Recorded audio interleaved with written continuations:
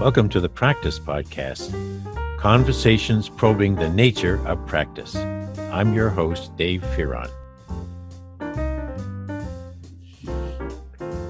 Well, one of the reasons that I was eager to record a conversation with Dr. Gordon Schmidt is that he does very different kinds of research, writes a very different kind of books, and now has moved from where he was well established in Indiana to Louisiana in a very different role.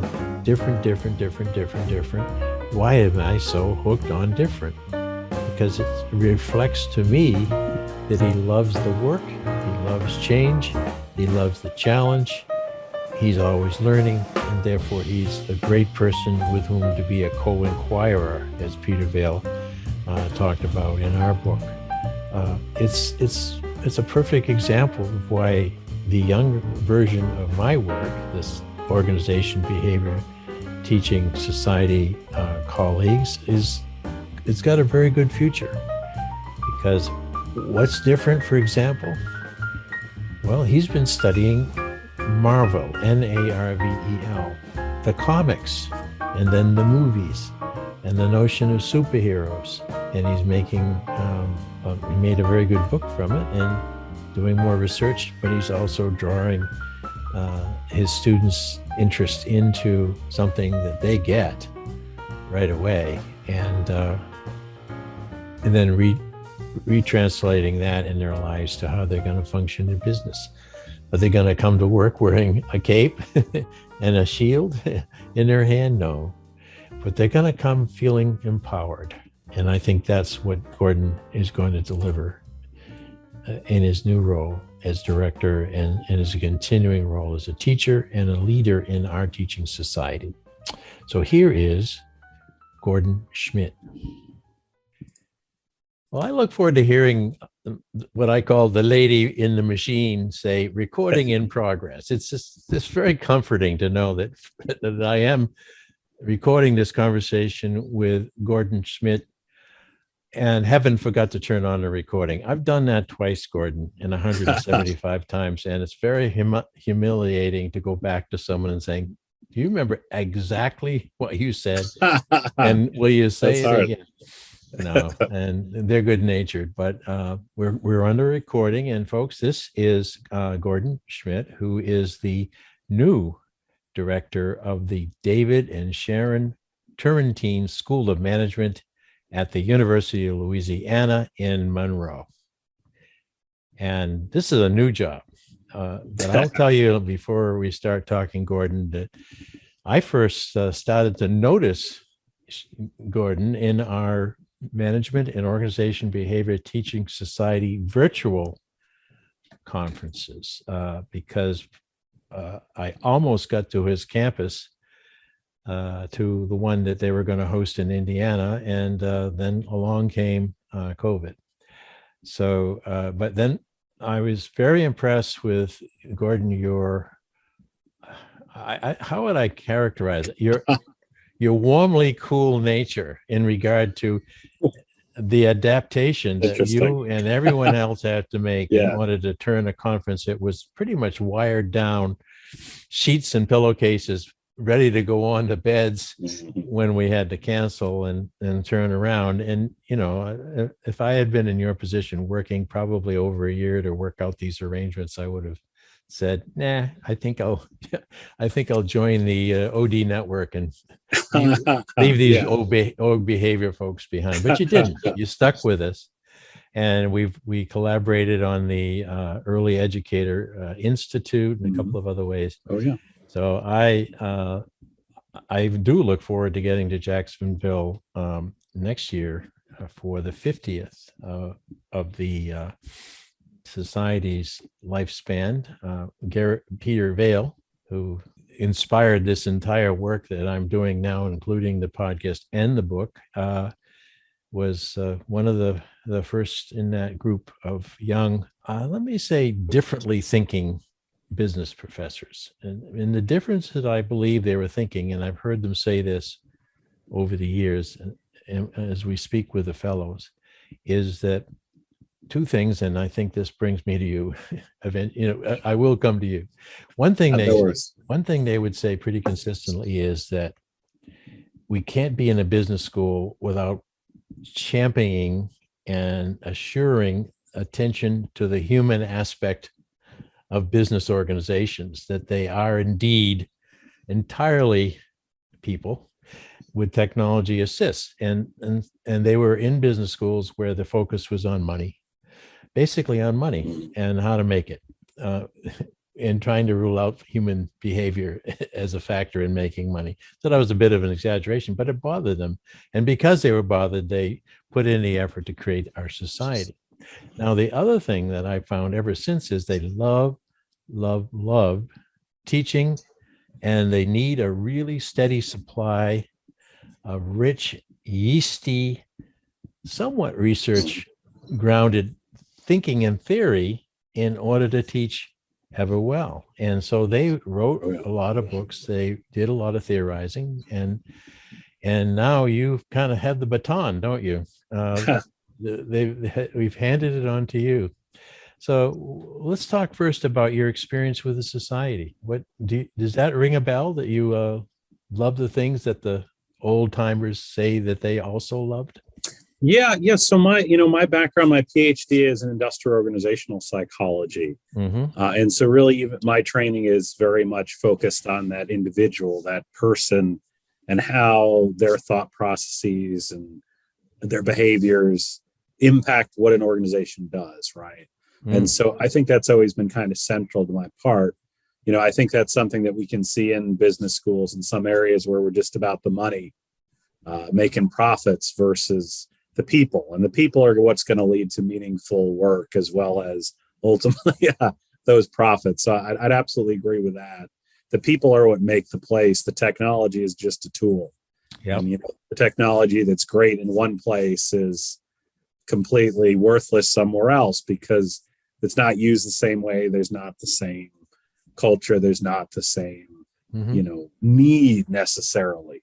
And that's something we see all the time is, right, we apply the thing from somewhere else that was great and it's lousy here, or it never gets off the ground.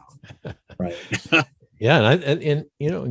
And I think that is part of the wonderful reason to be studying people in organizations, human as organizations, and organizational behavior, because the variety is endless. The surprises are about as exciting as some of the, I'm going to get to your book soon, some of your action figures behind you, where things couldn't get worse, and out comes and saves the day. And I know that's why I was attracted to studying organization and leadership as a kid, and through the YMCA, growing up and all the rest. I was fascinated with this point that organization A was performing fairly well, doing all right, nothing great.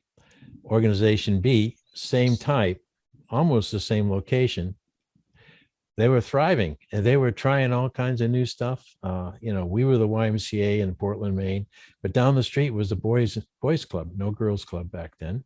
And they were taking business away from us. And I remember as a kid saying, what are they doing differently? And so I went down and I joined that boys club too. And I found out that they were much more welcoming. They allowed a lot more creativity, get out there and try stuff. And whereas in the Y, we were quite regimented in our programming. So I brought the word back, and I don't know if it changed all that much, but it certainly secured my interest in leadership and why people, can behave quite differently depending on the context in which we place them. So back to you are IO Psych, you look at the individual. But when Peter and I developed our way of thinking about practice, we said it all leads to the moment where the practice brings them and puts them in a certain context, organization. Geographic, weather, you name it. And there we are. plunked down from Indiana to Louisiana is quite a different context for you. How are you feeling so far in adapting and adjusting, learning and growing to this new context? Yeah, absolutely. I love learning new things so much, and it's great interacting with new people and figuring out what's going on. Mm-hmm. And so I think that part, has been, to me, it's very enjoyable. Obviously there is always the stress of a job of like, I've been saying this to people a little bit. I'd love to just be able to like watch people and figure them out and start to understand things and be able to do that just passively, right? Yeah, the but fly on the wall. in the director role, I have to like actually help, right? And I Oh have to yeah. use that. So if I start to understand, the political, the dynamics, the people, I've got to use that well Yeah. versus just be like, it's kind of interesting. This happens this way. I have to say, well, this process, should we keep it? Should we change it? What's the dynamics of these Mm-hmm. different people, different goals? Yeah. And so I think it's Yeah. fun. And I think it's interesting to learn those new things. And that's a nice thing in being in a new place, is there's so much to learn and figure out. Right. Yeah. There's this sort of dichotomy in our general field of being management educators. One of which is that there's a reward system that can keep some of us behind the wall, and research regime says you can't even go near your subjects. You've got to look at them afar and make your theories. Otherwise, you'll corrupt the data. And that's one extreme. And the other one is, and one I'm partial to, and I think you are too, is let's just go in to the subject, organization, life, heart's beating, and let's figure out what's going on. And if we can contribute, great. If we can't, at least we're going to take some lessons away from actual activity, Yeah.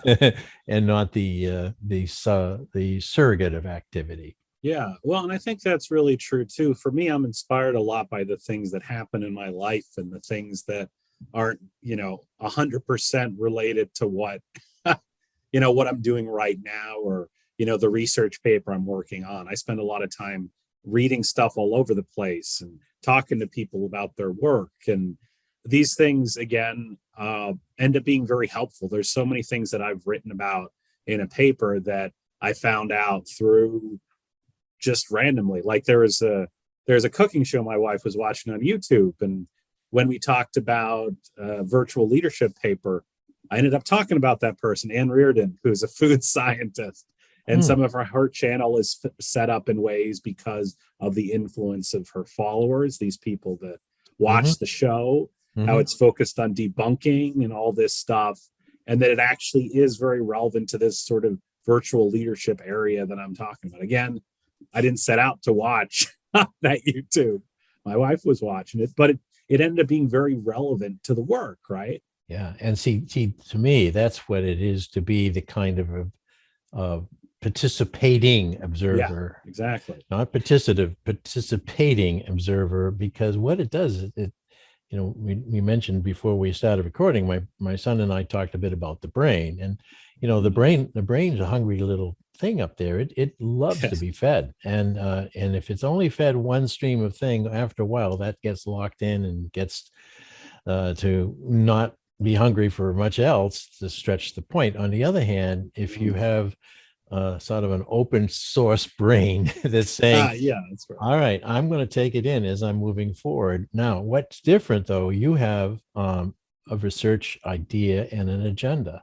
And so when you bring that in, even as a director with managerial responsibilities and everything else, you still got that itch up there that you what more about virtual leadership am I discovering today?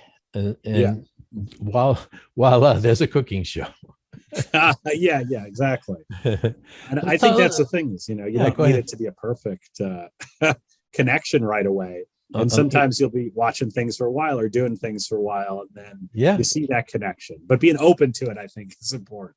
Yeah. In one of our Peter's conjectures that I introduced and amplified somewhat, we talked about the opportunity to see our life as a laboratory. Yeah. With Yeah. a pragmatic mind, looking for evidence in all the right places, but having the extra benefit as thinkers and writers and tellers of the tales, that we see everything in our environment as a laboratory. However, the difference is laboratories get controlled and research subjects, and they can freeze things in a moment of time.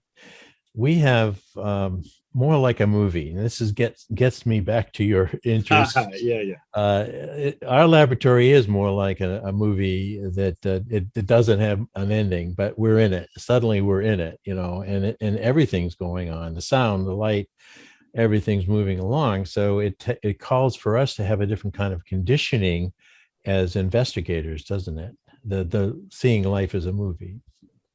Yeah.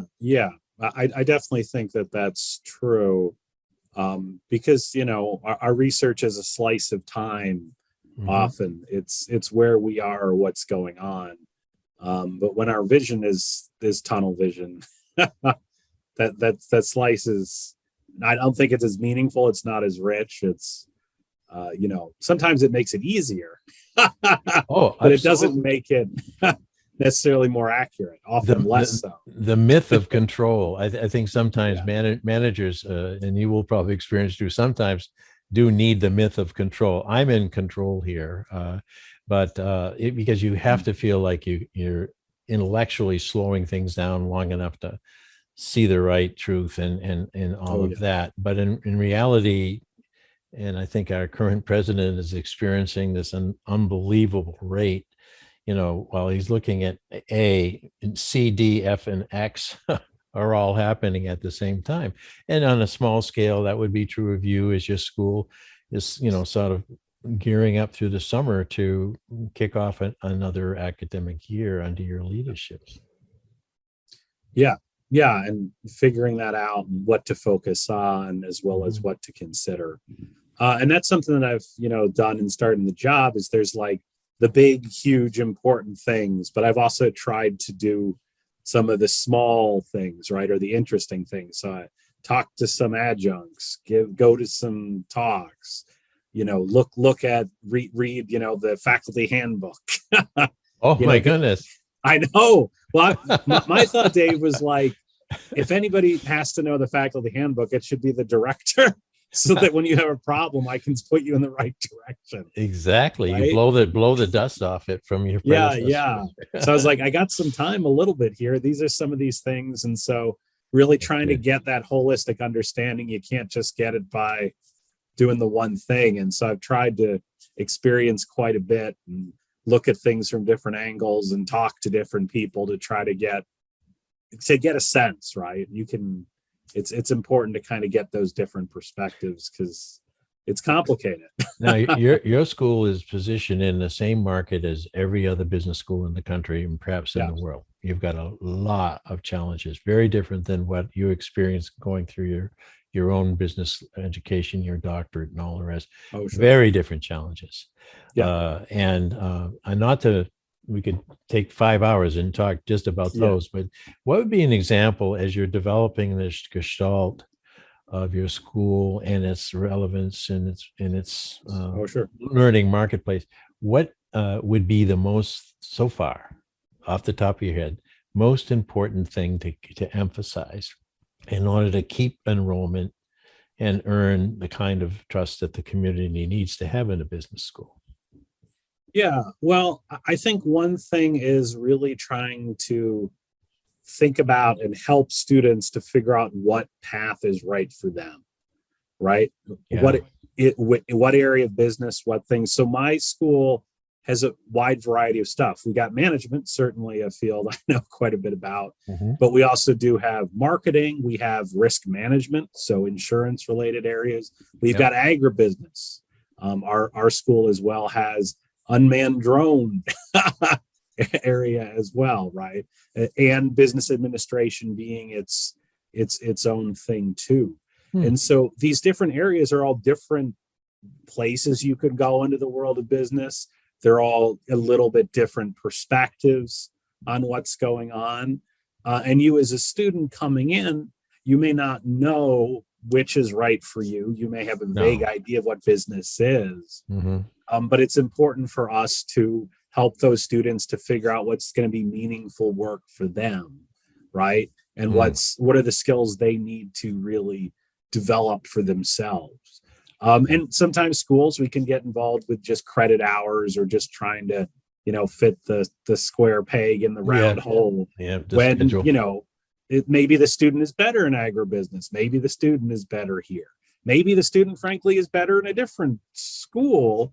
And ultimately, over time, those students being successful helps my school, it helps my college, but it helps the university. Even if you go somewhere else, even if you take a minor in business, it's helping you more. Yeah. And so I really try to they're wearing your shirt after, in a sense, that you're doing that. And I got the picture. Traditional thinking is that you lay out a path to graduation. Yeah. After that, nice speech, have a life. And write us some checks.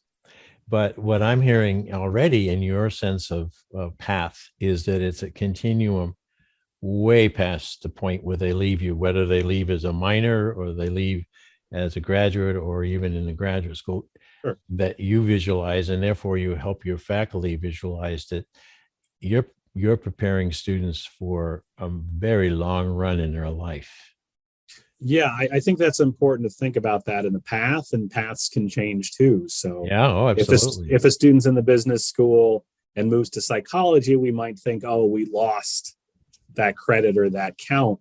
But that student could come back for an MBA, right? That student could come back for professional education with us. Yeah. That student could talk up the university to people at their next job. And those people come for business because it's what fits with them. And so I do think that long-term focus is something we often need to do more of, because it can be that nitpicky, if we lose one student today, it's bad. Yeah. Well, if that one student being lost could lead to a positive outcome because they know that you cared, they found the right career, and then they do better than I went through business the whole time. I hated it the whole time. I didn't want to get a job in what I was trained in. My mother-in-law has a degree in accounting. Yeah. She basically worked barely 6 months in accounting her whole life because she didn't really like it. Right. Yeah. Exactly. She got a degree from Notre Dame in accounting. Good school, something that could set you up for a career, but it wasn't the career she wanted. So, I think the wanted part is so important, Gordon, isn't it? That the more you can help an early learner or early entry into your life, program's life, to and this goes to why practice is our passion.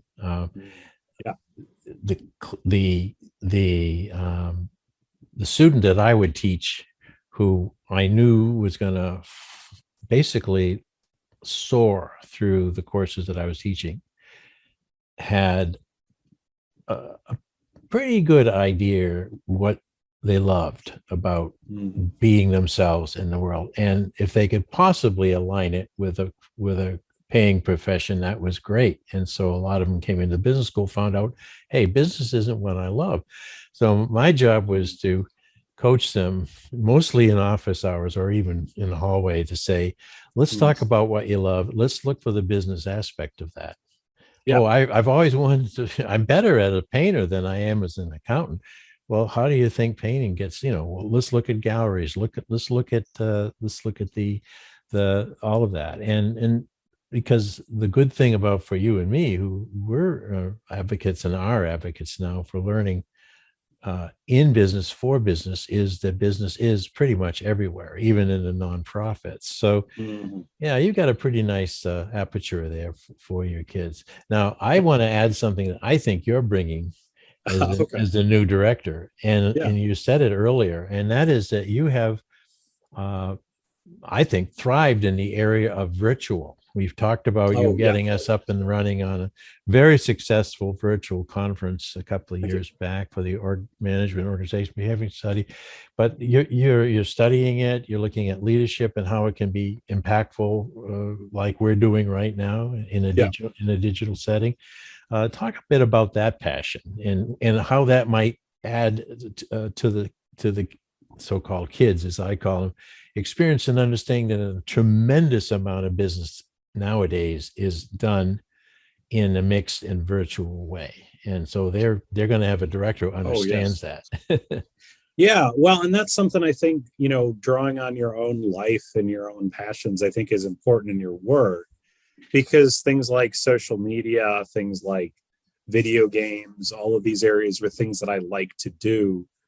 And so it helped me to understand sort of that virtual world a little better, and to see more of how much really this stuff is becoming bigger and becoming more central to what we have. And so, I know people now that will say, why be on social media? Everything's better face to face. You can't make a friend online that's a real friend, right? And they say that, they believe it, but it's not accurate in terms of a lot of people's lived experience. Not right? At all. Is that with this case, we can stay connected to people. You can have friends all over the world, people that are very dear to you that you have not ever seen face to face, right? That's true. The technology helps us to do that so well. It was not that long ago, but I was still in the last year I was teaching 2016 when it was a year after, and I was doing some consulting for the Traveler's Edge program that we had started while I was there. And I said, I'm up here, school's down there. Let's see if there's any tool that I could find in 2016, 17, where I could meet virtually one-on-one with those Edge scholars. And so all we had back then was WebEx. Oh, yeah. And you had to basically have an engineering degree to figure out all the ways to do it. And then I would get someone on screen, some kid would try to do it, and he couldn't quite get it on his phone. And it was a struggle, but it was, I said, look, we're struggling with this, and this is clunky technology designed for much different uses than what we're trying. But aren't we on the cusp of the future? And within a year, Zoom came along, which took all the difficulty and the you've got to have this and download that, and put us in this framework, which is, I think, my point of view is it saved the world. Zoom saved the world in a way, in terms of we could all stay active during the pandemic. So back to virtual again. There is that argument that I'm not really leading unless you and I are in the same room, and you're getting the body language and you're feeling different. But what are you learning, and what are you writing about now about virtual leadership? So with virtual leadership, one thing that always drives me, and it is something that connects to the book ultimately, is talking about leadership as a process, right? That leadership is about influencing others, having an impact on their attitudes and behaviors. And so when we kind of break leadership out from just like some dude who's the boss, and in the old days it often was some dude, is that you have somebody that looks important standing in a suit, maybe crossing their arms, and they just point out, they're like, Dave, go do that. Joe, go do that, right? And that's often what we think about that's what leadership is. We still do, we still have that very much in our heads. And CEOs are who we give credit for everything. There's no Apple without Steve Jobs. Well, he didn't program everything. He wasn't a particularly good leader. He was good at visioning, right? And that's to be celebrated for sure. But the nitty gritty of leadership is that influence, getting people on board, helping people to figure things out, helping to motivate them. And a lot of that is happening behind the scenes versus that guy in public that talks, right? And so that idea of leadership as a process, I think, is really important, because it opens up who can be a leader. Everybody can be and is engaging in leadership all the time. And so whether you're the entry level person or the CEO, leadership is how you're having impact on what's going on. And it I think seems to me virtual then helps a lot. you've got to put, we have, associate, we've got to someday, it's happened. You have to equip everyone then that you've mentioned with Yeah. the ability to be virtual, which fortunately Yeah. we can do with a phone. Yeah. So that cuts across all kinds of barriers to the fact that most people have phones. A, and then B, from the corporate standpoint, you have to give them permission. There has to be still, I think, uh, the the order, if you will, to talk to each other. If you do it virtually, that's fine. Instant message, do it, but Yeah. please do talk, because we send a whole lot of our workforce home, including all the colleges and universities in the Yeah. Yeah. country Yeah. Yeah. 2 years ago. So before it was, oh, some people can or essentially can do it, but others shouldn't, and that shouldn't part. Now, my vision and what I'm hearing you say is, if I'm sweeping floors in a half-used building right now, but I'm sweeping floors, and I'm beginning to get some thoughts on how the surface could be treated differently so that it would be less slippery in the wintertime. I can open up my phone and I can call or text or do FaceTime with the engineer for the building and say, hey, let me show you something right here. Let me show you Yeah. with my phone. Yeah. You see this, and see, I've tried this over here, and this could make a difference. We could have less slippages. We've had, far too many slippages in this particular corridor. Now I'm Yeah. talking about a guy we would walk, or a woman even, who we would walk by on a busy day and wouldn't, and they would be standing there waiting for us to pass. And some of us might not even say anything. Oh, Now, yeah. our dream is that's a hero for that moment. And Yeah. we've given them the reason to. It's the subject matter experts. The people doing the actual work often are going to know. And when we empower them to do that, Mhm, that their influence matters. And I think technology can help do that. mhm. I see that, with professors, is I encourage people to reach out to authors and professors about their research or to ask questions. I know I'm always excited when I hear from somebody, and there's a lot of people pretty famous where if you emailed them, they'd love to give you input on what's going on, It's very true. especially for students. And I think stuff like email and social media allows that to work a lot better. And I've had a lot of collaborations that have come through LinkedIn or through Twitter with Yes. people that, we kind of see each other a little bit through these things. And then it's a lot easier to reach out with a project or a question that leads to something. And so the tech facilitates that communication in my mind. And I think that allows us to have influence on others more. It allows us to collaborate more. You see, I can run what you're saying, folks. If you don't see, you can't see what I see. Gordon is a whole hell of a lot younger than I am. And so he's looking at a wonderful long run future. We talked about long paths. Well, Gordon's got a long run ahead of him. And so he's perfectly positioned to be a champion, really, not just an advocate, but a champion for the variegated ways that we can all reach out and connect with each other, no matter what, from any position in the world. Now, almost all of my career and Peter Vale's career, we had the yearning for that, but we did Oh, not yeah. have the means to do it, nor did we have the cultures, particularly in our academic worlds, to support it. There was a very close held feeling.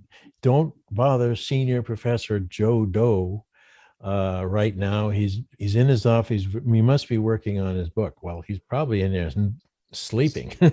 I know. Yeah, I know. might I need dozed a few times when I was a senior professor. So nowadays, we have a much different opportunity. You can most societies will give you abilities to reach out to some of the thought leaders of Yeah. before, now, and potential thought leaders, and you can write a respectful message to someone whose book you just read, and you could say, to Ed Shine, for example, who's, well into his 80s, but who's still active, and say, Dr. Shine, your thoughts on culture were tremendously relevant when I was a student, but now I'm wondering how you feel culture has changed with this fact that almost anyone has the empowerment and the ability to connect with anyone, and that kind of breaks down hierarchy and makes some changes. And Ed Shine, most likely, or his son, who does a lot of work with him, would respond. Yeah. And I think that's great. And with that ability to broadcast more or to have a dialogue, is sort of that trying to make sure people can understand these things, right? And that's actually something that really connects to the book, this book that we've done on. Oh yeah, let's talk the book. I thought I saw a connection to the book. It's going to come. It's right now, folks. We're going to hear about Gordon's book. Yeah, but so my colleague and I, Sai Islam, we wrote this book, Leaders Assemble: Leadership in the MCU, which is about helping people to learn about leadership, helping you to get better as a leader through examples, through these Marvel superhero movies that are so popular, that are such a cultural touchstone. And so I think with the ability to communicate with things online and all of that, there is also greater responsibility, greater desire. How do we explain these things understandably, right? Yes. Yes. And that's to me is one of the most crucial aspects, because there's a lot of great work that's published in journals. A lot of work goes into it. And then functionally, nobody ever reads it. Maybe some academics, some people cite it and never read it.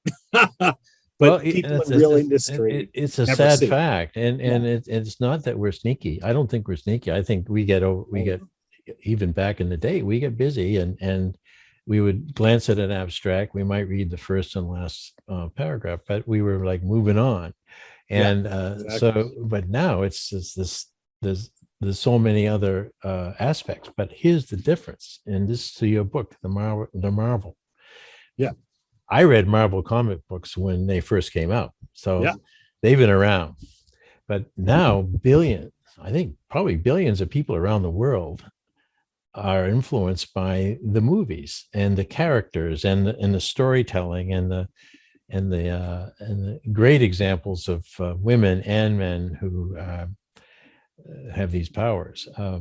Now, give us a little taste of what you find out from these super people with superpowers that we can possibly use to get someone to change the floor wax.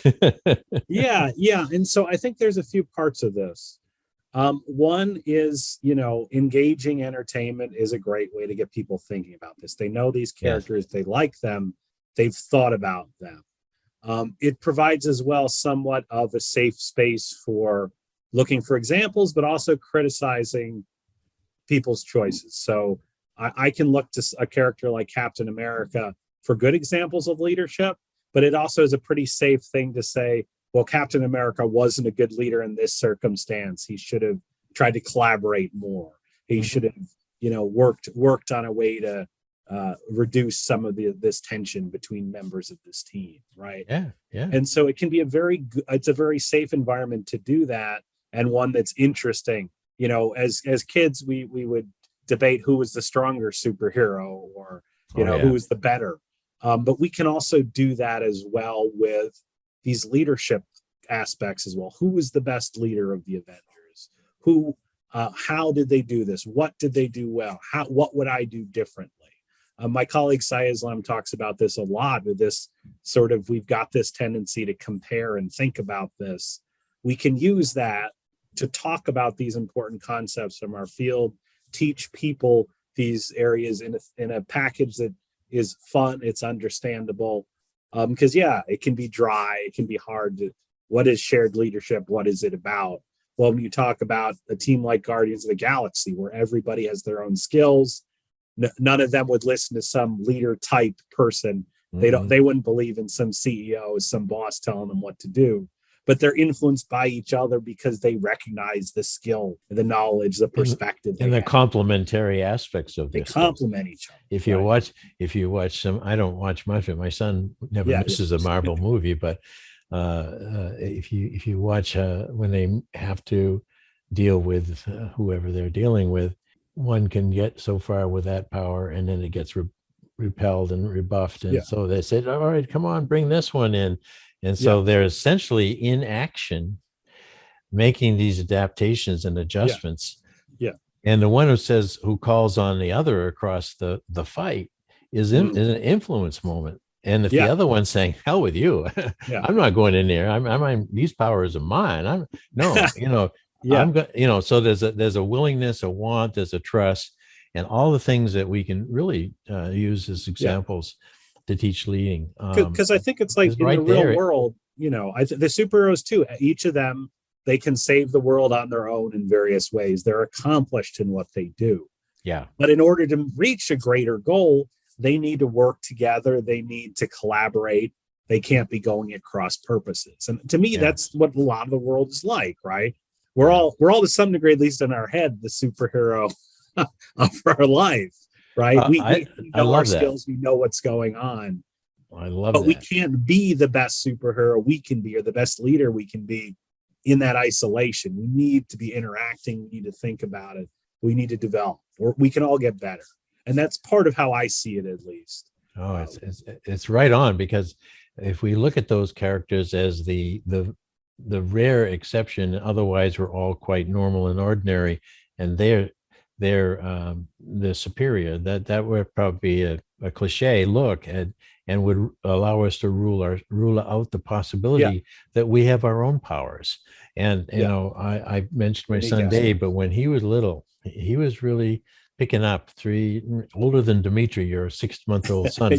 But I know from watching this little guy develop on Facebook, he's going to be picking out not only you and your mom, his mom is superheroes, but I think Dimitri's developing some sense of his own power. And I think that's what we really want, isn't it? All the way through their life, we want them to believe that there's some unique aspects of who they are and what they can do, that in given moments, will win the day. Well, and I think to me, that's part of what the superhero narrative is often about. If we talk about wish fulfillment, it's the idea I can have an impact.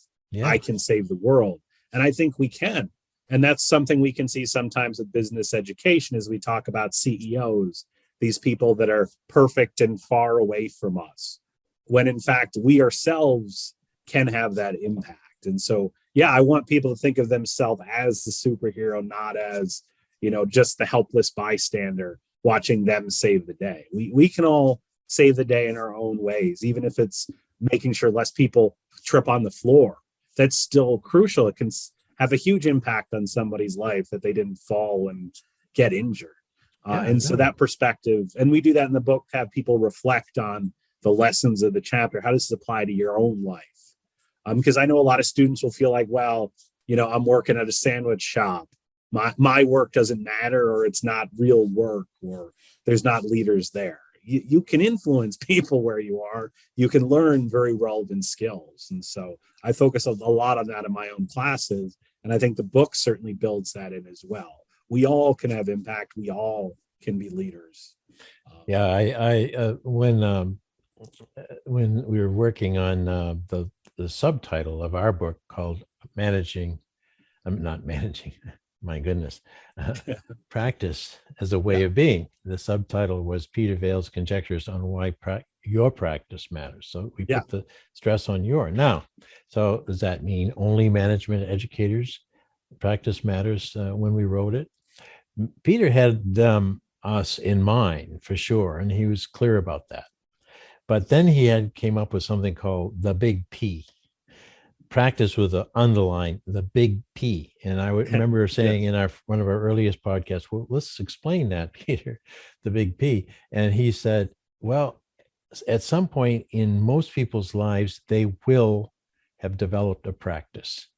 They will have something that, now we're talking about that inner power, that matters a lot to them. So they'll continually pursue results, even in the face of difficulties, certainly in the context of change.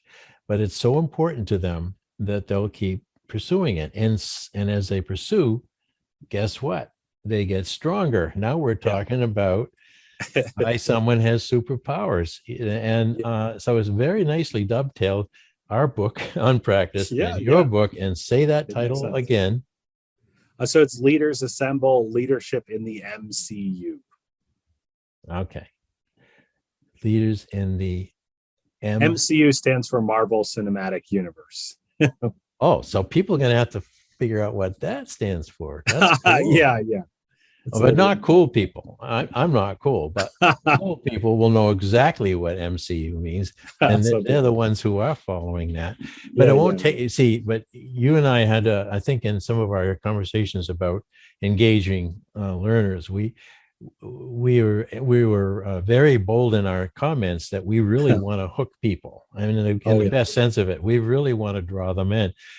And you just made a statement a moment ago, which is, how do I find myself here? And now I'm back to why I mentioned the big P. The person in the sandwich shop. Watch the new Hulu series called The Bear.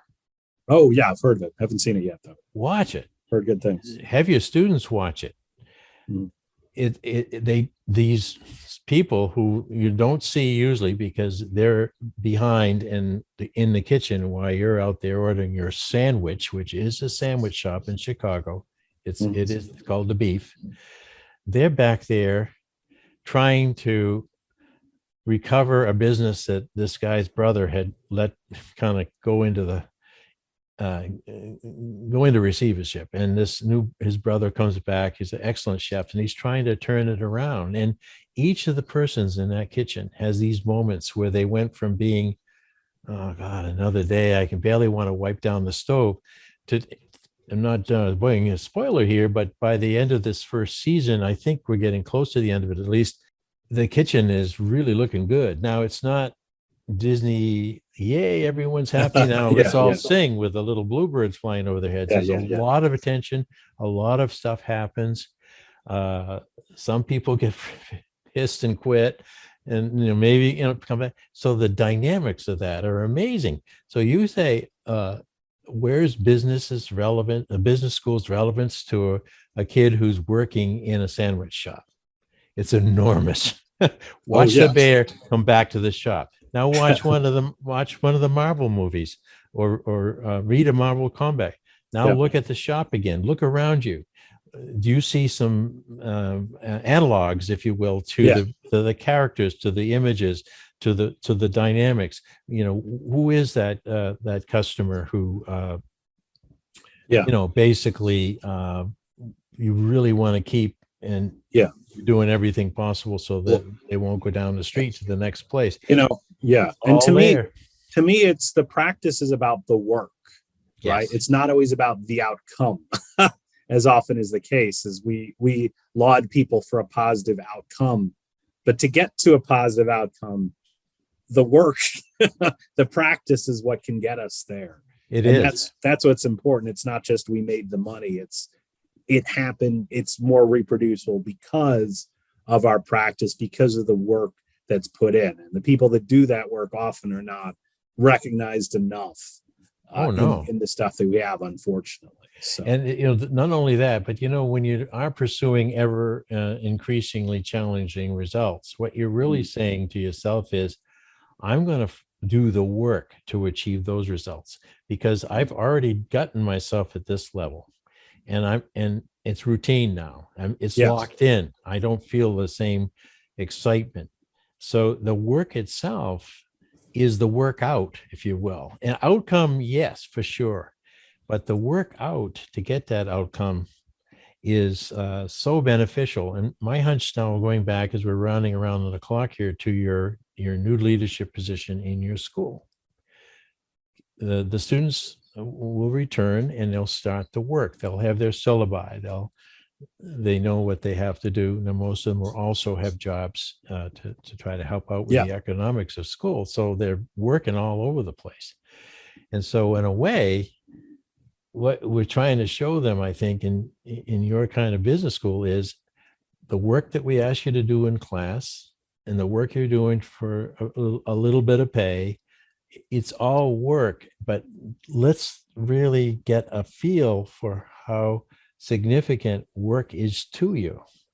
That the whole click in your head. Okay, now I've got to get this done. The do list, all of that. If you can get a healthy attitude toward the work, I think, Gordon, we could Yeah. be sending some people out into the employing community who saying, bring it on, give me some work, give me some interesting work, give me some challenging work. I may struggle, I may Yeah. fail, Yeah. but I'm going to succeed because I am the best kind of workaholic.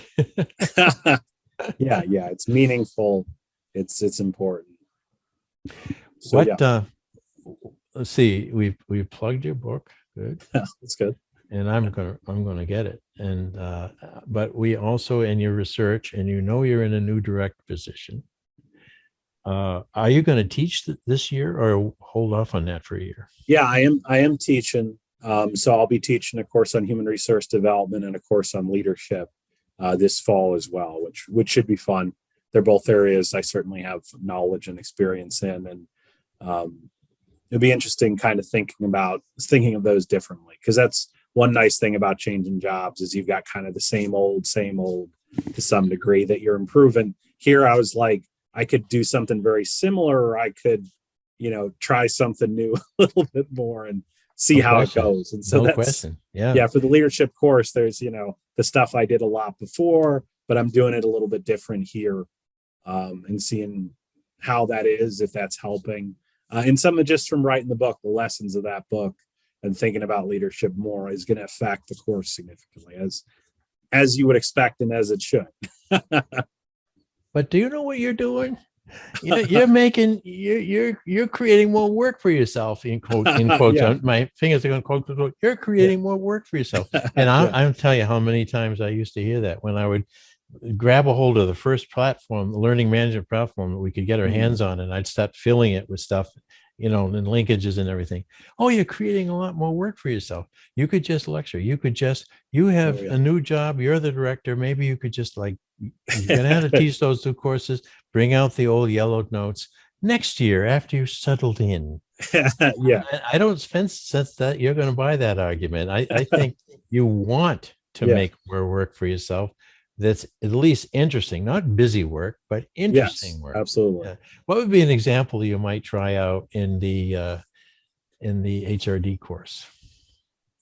Well, one thing that, thinking about how can we connect, with local organizations more, have these local examples, really connecting it to people's life.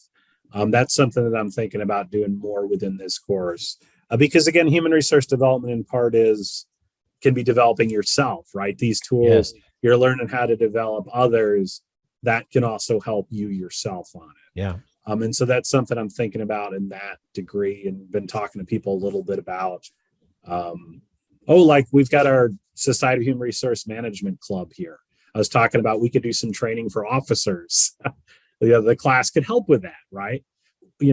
Those type of things where we could be doing something very potentially very meaningful, very local. Here's training for something you might already be a member of. Here's us thinking about it. What does it mean to be a leader of the club here? I love when we can do that type of stuff, make it local and make it real connected to you. I love it. And, everything is local for everyone. I mean, even with virtuality, we're still local, but the thought right away, I see, I have the fun of having had so many of these conversations now that I can quickly recall a connection to what you just said for the potential of those students. And this, folks, is how we collaborate in the Society for Organization, teachers. We riff off each other, but here's the riff. Linda Ferraro and Vanessa Phipps were on a couple of episodes back. Their expertise is everywhere in leadership, but they're focusing on mentoring. And they have a concept called reverse mentoring that they were working on in one of the major company. Well, here we have even freshmen or sophomores in your human resource class. Here we have members of the HR society of the local area. You could create a sort of a reverse mentoring situation where the experienced so-called expert is having conversations with the intention that the neophyte would be able to give candid, open, I don't know why you're thinking that, because I know I'm 21 and we don't think that way at all, and it's like, whoa, we have a whole policy that doesn't let anyone do anything until they're 25. So there's all kinds of revelations that could come. And of course, the academic aspect indeed is to have them journal down those lessons. But once you say, I could easily, without much work, lay out and repeat a course that I've done before in a new setting, you're saying with energy and with delightful optimism, and I really appreciate that I can do some things with that course differently now, because I want to find out if it works. And what do we used to say in all these OB sessions where we show an exercise? Almost every time we'd say, now this may not work for you. And believe me, it failed about 3 or 4 times before it succeeded. But that's the fun of it, isn't it? Yeah, that's enjoyable. Well, any last thoughts you may have of me, because I've been doing a lot more yakking than I probably should. But what any curiosity you'd like to solve before we sign off on this one? No, I think we had a good chat on it. To me, practice is such an important thing ultimately, of what do we do? What are the processes we have? Because we're very outcome focused when the outcome comes out of the process. Again, we can put in a lot of work sometimes and it doesn't work, but we can learn from it. Other times we can put in less work and the outcome comes out positive. But in the long term, good process, thought through practice leads us to be on average better and lets us develop the skills. And that's what's crucial for our long-term well-being. It might not have worked this time, but it made us learn in a way that will make it more likely next time we get there. So do you think they're on the right track then to put as much energy? Peter put his last years of his life into what you just said, and you said it wonderfully. And I put the last 3 of mine into it. Are we on the right path? Should we continue to put practice out there and get people to think about it?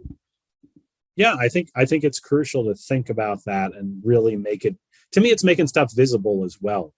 Is it so much stuff happens behind the scenes, or we don't think about it, we don't reflect, and it goes away and it doesn't get appreciated. Yeah. And to me, that's why thinking about it and making it conscious to me is crucial. It's important to my mind. Give it a name. Call it practice. I'll give you folks a name. Gordon Schmidt, who is really going to be in 5 or 10 years, the one that we in a society of management and organization for teachers talk about in a very good way. OB1, Gordon, maybe. The next Michael Stratton, the next Kevin Lowe.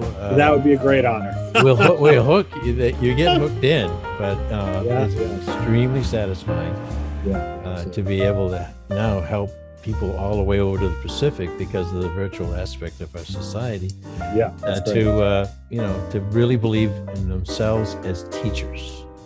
Yeah, absolutely. So thank you for that example. Happy to talk. Always fun.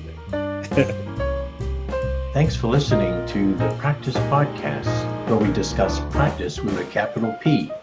If you'd like to hear more, listen in on Spotify, Automatic, and Apple Podcasts, or go to inactionresearch.com/podcast-page.